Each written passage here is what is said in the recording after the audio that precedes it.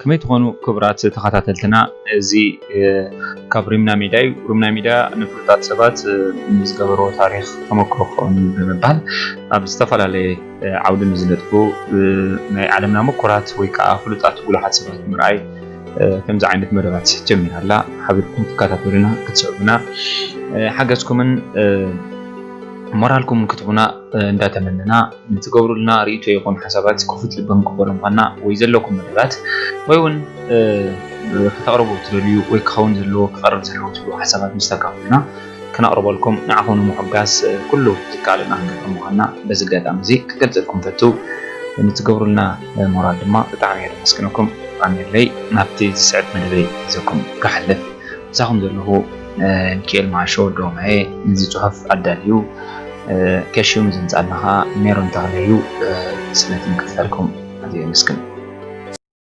كم زفلت تعرفنا بقراب تاقرنا كل زي مستوصلن ويون مستزمتنيو نزيد من مقلات قال هيتاكم يزبالكو بتسفاي قبراب تتعحفو بمكونا تسفاي زتترقمة نيجي كابو كبيرة مراد نباهم كانوا لأينا كاتينها قد نحن ترجمنا ويون كشنا تقربنا نقبلكم كفتني بزعبة بمنجو هالجو دولة صحفة نايفللي الرأي ويون نايل صحفة نايل مران تاريخ كيغاس بزلو نغلتيو حلافنت كم زين وستلو أقدمي كحبركم فتو انتايدا نحنا نزد صحفات كلتيو كم زلو نورد المينا أما زازين كان زديك حبريتاني موسات نباهم بغرفو جن أي كلها نحلف الناس لزخونة بخلافات سب تاريخ تمرميرو قبوط صفوفن حبريتا ككبرلو نمعتن نابتي زسعب مدبي كحلفكم أبدا مفارقة تشحن 14 أو واشنطن دي تاريخ تطوين أبكرن أفريقيا بزبلا أستي أب أدراج BCC مس إيرتراين حتى ارتتصنحت كيرن يري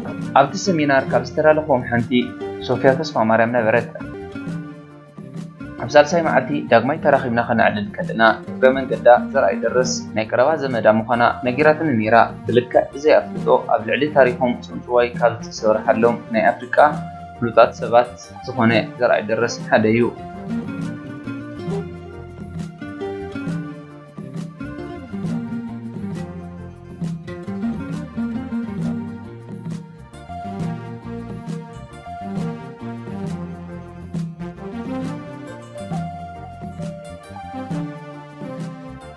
زرع درس هاب إثيوبيان إيرتران بجننت فلوطيو بسمون ودناتات تسيميميوم بسمو أبيات مرتبطات تخليتنين أب زمن هاي السلاسي درجن زرع درس تاريخن أما بعد درجات أبيات تمتي كم مهارو قينو خجلجل تنيحيو ويانون بسمو زرع درس لات حدك لسراويت أقيمون يريو زيهو إيرتران زي أبعد التليان تقتل انكلو ود 20 حدن عامل يونيرو مصطفى غنا عدل انكلنا زعبا زرع درس كم الصحف نجيريا نيري جزيان ترغيبا أصفيها خزعب كستني أي زرع درس تاريخ تتعميمون تزانابيعون كمز تتصحفه كابز حفرو صحفات حادة زمهرتيو هنسيو تلاوان من زاتي إرتراء بزيب الأرستي أفكرتشن 10 تنزح تمام متحف متكاس كاليو زمهرتيو هنس أم متحفو كمز غبل أسفير ولو جزاتي إيتوبيان إنا إرتراء تعومتات إيتوبيا من تباهيلو كمز تجوري قال سجيرهم مقرابو ناي مسلحهم علامة ينيرو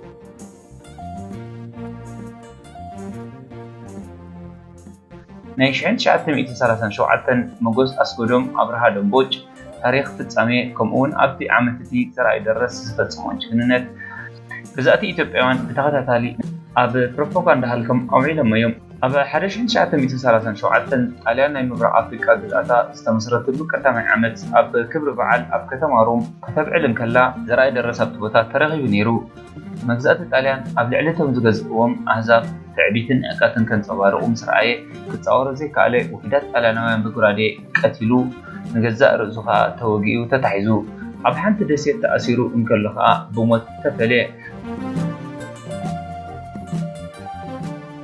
كم حادنا يتعرف جلدي بزعبة زرعي درس استزحفه ليرتراون هقراون ولد أول تمارامي فقدامنت تسرع أبحرشين شعبتم 280 شوعتن أتولد أول تمارام أبزهبو قال محتد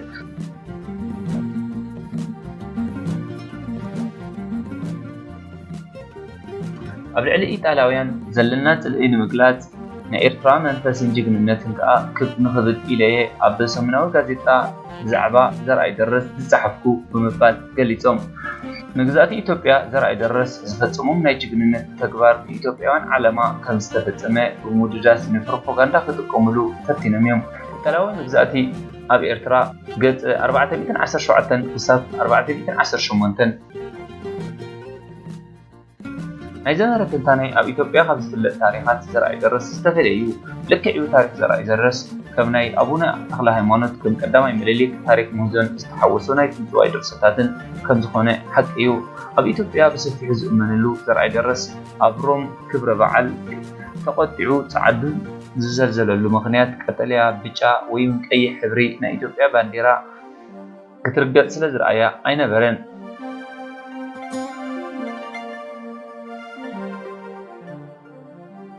ገና ከም መበገሲኡ ኣብቲ በዓል ናይ ኢትዮጵያ ባንዴራ ኣይነበረትን። ኣብቲ ቦታ ዘይነበረት ናይ ኢትዮጵያ ባንዴራ ምርጋጽ ዝተጻሕፈ ጭብጢ መረዳእታ የብሉን።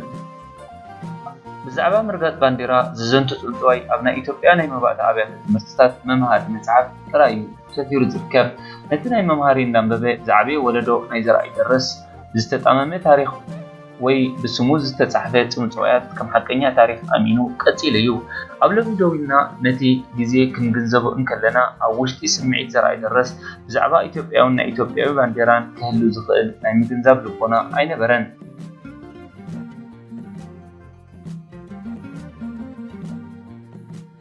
ንመንነት ኢትዮጵያ ንኽብሪ ባንዴራ ኢትዮጵያ ተቃዲሶም ዝተሰውኡ ኤርትራውያን ኣይነበሩን ማለት ኣይኮነን፣ ነይሮም እዮም፣ ሕጂ እውን ኣለዉ።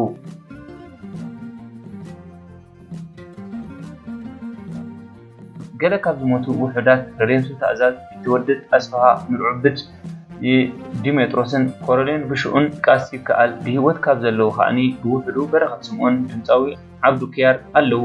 ዘየለዉ ካብ ምድላይ ዘለዉ ንምኽባር ቅድስናይ ልክዕዩ ዘርአይ ደረስ ብባዕሉ ንኽብሮ ክብል ዝፈጸሞ ጅግንነት ከም ሰብ ንኸነኽብሮ ይግባእ እዩ። ጅግንነት ከም ኣብነት ምርኣዩ እውን ቅድስና እዩ። ክፍለ ሰራዊት እንተሰመናሉ፣ ናይ ቆልዑ መምሃሪ እንተኾነ፣ ባንኪ ብስሙ እንተሰመናሉ፣ ጎደና ብስሙ እንተጸዋዕናሉ ይግባእ እዩ። ኣብ ኢትዮጵያን ኤርትራን ጥራሕ ዘይኮነስ ኣብ ጸለምቲ ኣዛብ ስሙ ክዝከር ክኽበርን ይግባእ እዩ። ናይ ኢትዮጵያ ባንዴራ ግን ኣይፈልጣን እዩ። ስለዚ ነዛ ታሪክ ካብ መንክቡ ነውርደሉ ብሂወት ንዘየለዉ እሙናት ክንከውን ይግባአና እዩ። ካብ ንግስተ ሳባን ሰሎሞን ዛንታ ጀሚሩ ኣብ ታሪክ ናይ ኢትዮጵያ ዝተሓወሰ ናይ ፈጠራ ጥንፅዋይን ዓሪኻ ንምውዳእ ርእሱ ዝኸኣለ ናይ ሙሉእ ግዜ ስራሕ ክኸውን ይኽእል እዩ። ከም ዛንታ ዘርአይ ደረስ ህዝቢ ዝኣምነሉን ከም ታቦት ዝኽበረሉን ካብ ጥንፅዋይ ናብ ታሪክ ባዕሎም ዝማዕበሉ ታሪኻት ምትንካፍ ዋጋ ከም ዘኽፍለካ እፈልጥ እየ። ከምዚ ዝኣመሰሉ ኣርእስታት ብምትንካፈ ድማ ቅድሚ ሕጂ ዋጋ ከፊለ ኣለየ። እቲ ጽቡቕ ነገሩ ቆርበተይ ረጒድ እዩ። ስለዝኾነ ሎሚ እውን ዘይትንከፍ ዝትንክፍ ዘለኹ፣ ብመሰረቱ ግን ዘይትንከፍ ታሪክ ኣሎ ኢለ ኣይኣምንን። ኢትዮጵያዊ ነፍሲ ስጋን ዓፅምን እንተሃልይዎ ብገዛእ ርእሱ ደው ክብል ይኽእል እዩ። ናይ ምንዞ ዛንታታት ኣይልዮን እዮም።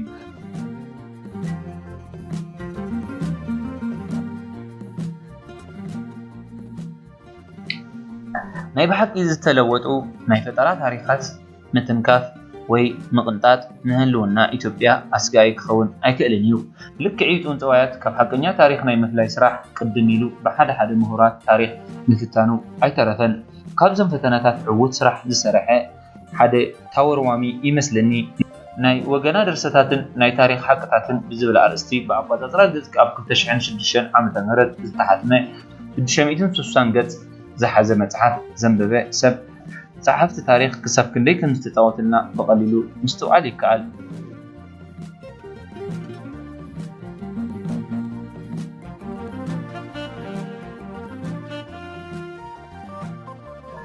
ክቡራት ተኸታተልትና እዚ ጽሑፍ ንኣብነት ደቂቕ መጥናዕቲ ከም ዘይተኻየደሉ ዘርኢ ገለገለ ዝተወሰኑ ኣይትስእኑ እንትኾኑ ንኣብነት ኣብዚ ጽሑፍ እዚ ሶፍያ ተስፋ ማርያም ምህላዋ ዋላ ሓንቲ ምስ ታሪክ ናይ ዘርአይ ደረስ ምትእስሳር ዘለዎ ኮይኑ ኣይትሰማዓንን። ዘመዱ ብምዃኑ ጥራይ ኣብኡ ክትጥቀስ ዘኽእላ ምኽንያት ዋላ ሓንቲ ንጥቢ ኣይረኸብኩሉን። ሶፍያ ተስፋ ማርያም ንተስፋይ ገብረኣብ ብምርካባ ወይ እውን ብሓንሳብ ሻይ ምስታዮም ነቲ ናይ ዘርአይ ደረስ ታሪክ ከተኣሳስሮን ወይ እውን ከራኽቦን ዝኽእል ኮይኑ ኣይተሰማዓንን። ከምኡ እውን ኣብቲ ናይ ዊኪፔድያ 31 ዕድሚኡ ከም ዝሞተ ይገልጽ። ኣብዚ ናይ ተስፋይ ገብረኣብ ከዓ 21 ዓመቱ ከም ዝሞተ ይገልጽ ኣሎ።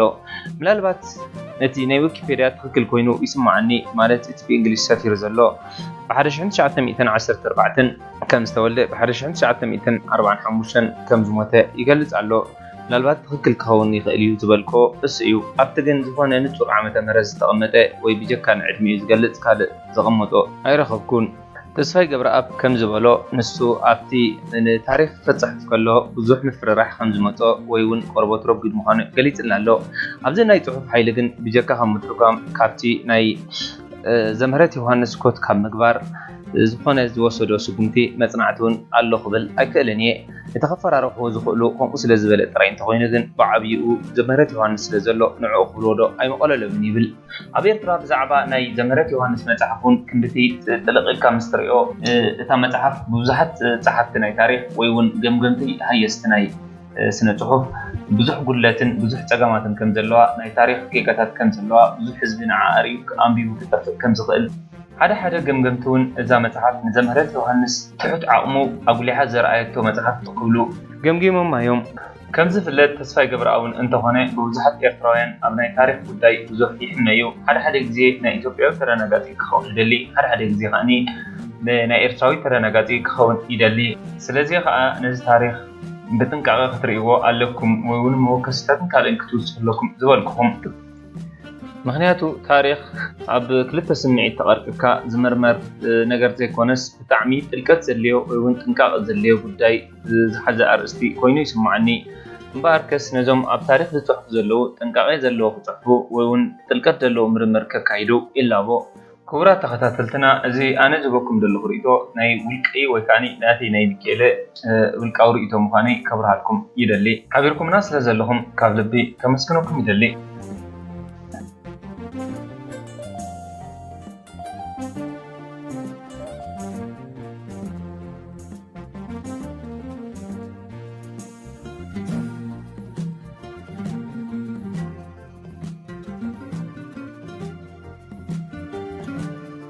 ክቡራት ተኸታተልትና ኣብቲ ንሕና ፅሚቕና ዝእተናዮ መደብ ከእትወኩም ሰናይ ምክትታል ታሪክ ዘርኣይ ደረስ ካብ 1914 ክሳብ 1945 ዝነበረ ኤርትራዊ ተርጓሚ ሃርበኛ እዩ። ኣብ 1938 ብዝገበሮ ጉንን ተወፋይነት ዝመልኦ ተግባር ኣብ መበቆል ዓዱ ምልክት ጅግንነት ኮይኑ ተቆፅረሉ። ኣብቲ ግዜቲ ኣብ ሮም ዝነበረት ናይ ይሁዳ ኣንበሳ ዝተሰመየት ሓወልቲ ንምኽባር ክገብሮ ዝፈተነ ተግባር ምስ ተኸልከለ ጉራዲኡ ብምምዛዝ ኣብ ልዕሊ መግዛእቲ ጣልያን ጎነፃዊ ተቃውሞ ብምንፅብራቑ ክሳብ ዕለተ ሞቱ ን7 ዓመት ግዳይ ቤት ማእሰርትን ስነ ኣእምሮዊ ሕክምናን ኮነ። እንተኾነ ናይቲ እዋን እቲ ኢጣልያውያን ተመራመርቲ ታሪክ ናይ ኣእምሮ ፀገም ከም ዘይነበሮ ጥዑይ ሰብ ምንባሩን የረድኡ። ዘርኣይ ደረስ ዘርኣየ ናይ ተቃውሞ ተግባር ኣብ ኣጋማ ወዳእታ ካልኣይ ኩነት ዓለም ገኒኑ ክረአ ጀመረ። ብኤርትራውያን ኢትዮጵያውያን ናይ ታሪክ ጸሓፍቲ ከዓ ከም ኣካል ናይቲ ኣንጻር መግዛእቲ ጣልያን ዝተኻየደ ተቃውሞ ምንቅስቓስ ተወስደ። ክሳብ እዚ ዕለት እዚ ከዓ ዘርኣይ ደረስ ኣብ ኤርትራን ኢትዮጵያን ከም ሓደ ጅግና ፀረ ምግዛእትን ፀረ ፋሽስትነትን ተቆፅረ። ዘርኣይ ደረስ ብ1914 ኣብታ ኣብ ትሕቲ መግዛእቲ ጣልያን ዝነበረት ሃገረ ኤርትራ ኣብ ኣውራጃ ሰራየ መበቆል ሃዲዩስ ተወልደ። ወዲ 2 ዓመት ህፃን ምስ ኮነ ድማ ኣቦኡ ሞተ። ብድሕሪ እዚ ስድራ ኣቶ ደረስ ናብ ዓዘጋ ገዓዙ።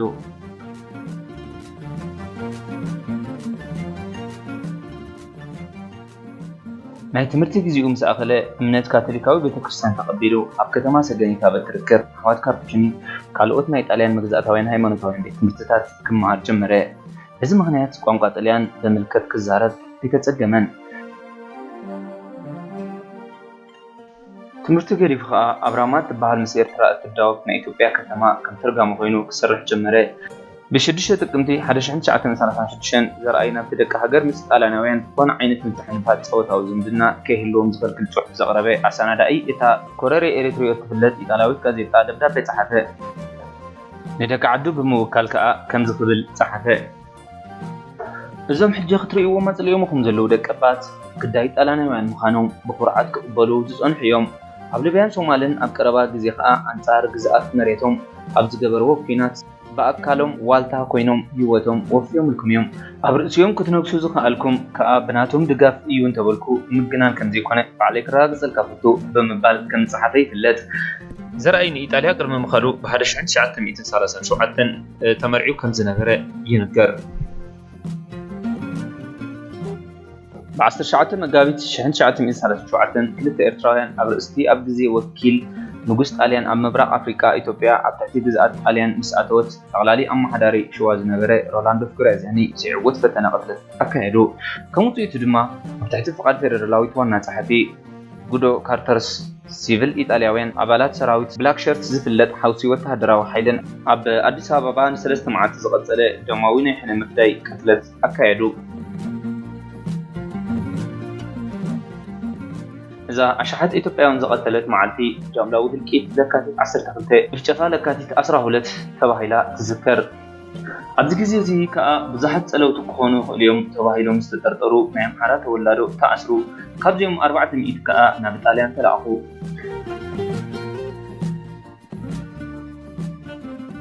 እዞም ኢትዮጵያውያን ናብ ጣልያን ንምናይ መስግጋር መደብ ንኽቋጻጽሩ ከዓ ሚኒስትሪ ግዝኣት ጣልያን ኣብ ምትርጓም ስራሕ ክሕግዝዎ መታን ዘርኣይ ደረስ ዝርከቦም ሓየለ ትርጉም ክቆጽር ጀመረ ከምኡ'ዩ ድማ ዘርኣይ ኣብ ከረንቲ 1937 ኣብ መበል 23 ዓመቱ ምስቶም ቀዳሞት ናብ ጣልያን ዝተላኣኹ ኢትዮጵያውያን ናብሮም ኣተወ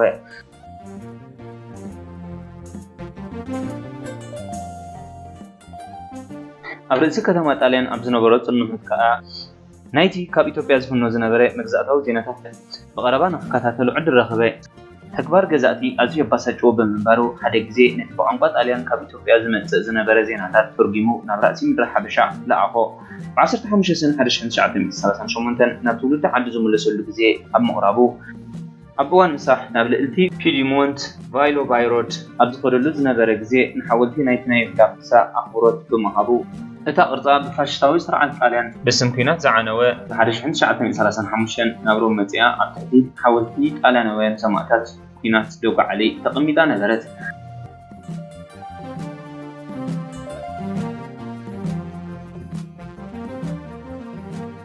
ብሸሞንተ መጋቢት 1937 ድሮ ናይ መጀመርያ ጽምብል ዝኽሪ ዓመት ኣዋጅ ግዝኣታት ጣልያን ብወግዒ ናይ ሌላ ምርቓት ዝተገበረላ ዓመት ነይራ ኣብዚ ግዜ እዚ ነታ ሓወልቲ ክብሪ ብምሃቡ ዘይተሓጎሱ ጣልያናውያን ኣብ ዙርያ ዘርኣይ ደረስ ተኣኪቦም ኣፍጠጡ ዘርኣይ ደረስ ብድፍረት ነቲ ክገብሮ ዝጸንሐ ኣኽራት ቀጸሎ ኣብ ርእሲ ሓወልቲ ዝገበሮ ፍቕሪ ክገልጽ ብምፍታኑ ከዓ ሓደ ወተሃደር በዓል ስልጣን መጺኡ ኣቋረጾ ዘርኣይ ጉራድዩ ብምምዛዝ ኣብ ርእሲ እቲ በዓል ስልጣን ጉድኣት ኣውረደ ቀጺሉ እውን ንንጉስ ምድሪ ሓበሻ እንዳወደሰ ንጣልያናውያን ሌሎችን ማለት ማዕረግ ናይቲ መራሒ ኢጣልያ ዝነበረ ቢኖቶ ሙሶሊኒ ብምውራዱ ከዓ ዓውኢሉ ክጭድር ጀመረ ኣብቲ ዝተፈጥረን ባጋሮ ከዓ ናይ መንገዲ ባቡር ዘብዐኛ ዲቻንጆ ቪጋላ ከምኡውን ሰራሕተኛታት መንግስቲ ፈርዲናንዶ ካርሊኒ ሓለቓ ኣጋር ሰራዊት ማርሻል ማሪዮ ሪላንዞ ፍስ ዝበለ ጉድኣት ኣውረደ ብመሰረት ፀብጻብ እቲ እዋን እቲ ገለ ካብ ሓለፍቲ መንገዲ ሓደ በዓል ብሽክለታ ክብርብረሉ ዝፈተነ ወዲ እውን ጉድኣት ከም ዘውረደ ይንገር ኣብ መወዳእታ ክልተ ወተሃደራት ኣብ ልዕሊ ዘርኣይ ደረስ ተኽቱ ብምኽፋት 4 ግዜ ተጠያይት ወግእዎ ዘርኣይ ድማ ኣብ ሰለፉ ቆሰለ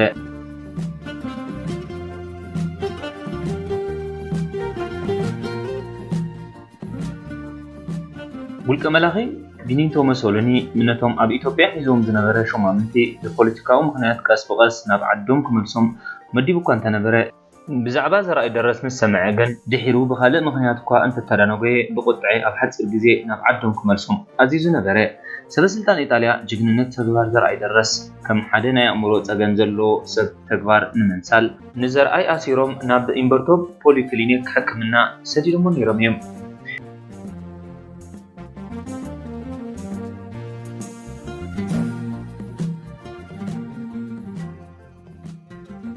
ድሒሮም ከዓ ናብ ባርሴሎና ዲጉቶ ዝርከብ መዕቆቢ ገበነኛታት ስንኩላን ኣእምሮ ሰደድዎ ኣብ ናይ ማሕየር ግዚኡ ዘርኣይ ብተደጋጋሚ ስነ ኣእምሮ ፀገም ከምዘይብሉ ክሕበረዶም እኳ እንተፈተነ ጣልያናውያን ሓካይም ግን ከኣምንሉ ኣይከኣሉን ናብ ስድሩ እውን ብዕለት 3/1938 ኣብ ፅቡቕ ጥዕና ከም ዘሎ ዝገልጽ ደብዳቤ ጸሓፈ ንሓዊ ተስፋጽዮን ደረስ ከዓ ነቲ ኢጣልያውያን ዝገበርዎ ናይ ክብሪ ማዕረግ ክነጽጎ ሓተቶ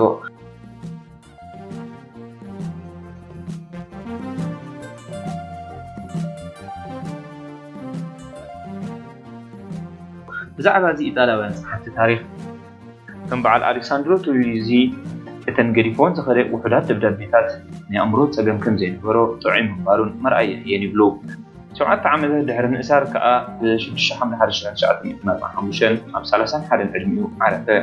መስራቲ ናይ ኤርትራ ናጽነት ፓርቲ ምዃኑ ዝንገረሉ ተስፋጽዮን ደረስ ሓዉ ዘርኣይ ደረስ ሓዉ ክሳብ እዚ ግዜ እዚ ብሂወት ክህሉ ከም ዝኽእል ብምሕሳብ ናይ ሃፀይ ሃይለስላሴ ሓዉ ንኽምለስ ነፋሪት ናብ ኢጣልያ ክሰዱ ዝሓትት ውልቃዊ ደብዳቤ ጸሓፈ። ኣብ ርእሲ እዚ ተስፋጽዮን ሚኒስትሪ ወጻኢ ጉዳያት ዝነበረ እምባየ ወልደማርያም ነቲ ጉዳይ ናብ ቤተ መንግስቲ ከብጽሓሉ ብኣካል እኳ እንተረኸቦ ኮይኑ ግን ብዘይ ዓወት መኺኑ ተረፈ። ኣብ መወዳእታ ተስፋጽዮን ብ1997 ናብ ሲሲሊ ኢጣልያ ብምኻድ ረኸቦ ካብ ቤተ ማእሰርቲ ከውፅኦ ግን ኣይከኣለን። ዘርኣይ ድሕሪ ምማቱ ተስፋጽዮን ሬሳ ሓዉ ድሕሪ ብዙሕ ኮለልን ናብ ሃገሩ ኤርትራ ክምለስ ከኣለ። ዘርኣይ ኣብ ሃዘጋ ቅድስቲ ማርያም ቤተ ክርስቲያን ኣብ ፊት ኣብ መንጎ ክልተ ኣንበሳ ዝቆመሉ ሓወልቲ ሓመድ ተበለበሰ።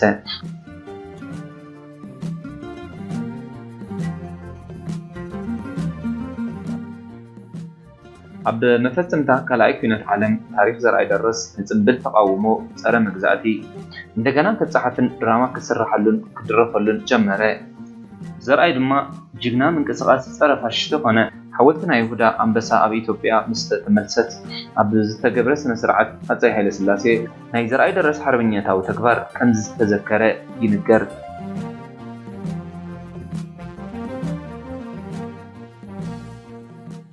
ድሕሪ ናይ 1974 ሰውራ ኢትዮጵያ ስርዓት ደርግ ነዚ ሓወልቲ እዚ ንጉሳዊ ኣርማ እዩ ብምባል ከኣልየ ወሰነ። እንተኾነ ማሕበር ገዳይም ኣባላት ሱም ኩናት ምልክት ጸረ ፋሽስትነት መስዋእቲ ዘርኣይ ደረስ እዩ ብምባል ተማጎቱ።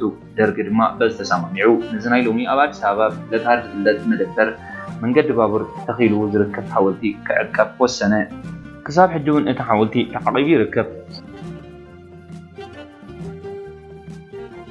እታ ብ1956 ብኣሜሪካ ዝተዋህበት ቀዳሚት ናይ ኢትዮጵያ ሓይሊ ባሕሪ ወተሃደራዊት መርከቡን ንዝኽሪ ክብሪ ዘርኣይ ደረስ ተባሂላ ከም ተሰሚት ይፍለጥ። ናይ ከተማ ኣስመራ ማእከል ፖስት ኦፊስን ሃገራዊ ባንኪ ኤርትራን ዝርከብ ጅራፌሪ ድሕሪ ናይ ናጽነት ንዝኽሪ ዘርኣይ ደረስ ብሽሙ ክጽዋዕ ጀመረ። ሓያሎ ጽርግያታት፣ ቤት ምትታት፣ ሆቴላትን ቤት ምግብታትን ብስሙ ተሰሚየን። ኣብ 2016 ኣብ ዝተገብረ መበል 75 ዓመታዊ ዝኽሪ ናጽነት ኣዲስ ኣበባ ናይ ኢትዮጵያ ናይ ፖስታ ኣገልግሎት ዘርኣይ ደረስ ዝርከቦም 6 ሃገራውያን ጀጋኑ ኢሎም ዝሰመይዎም ዝውክሉ ቴምብሩን ኣዳለወ።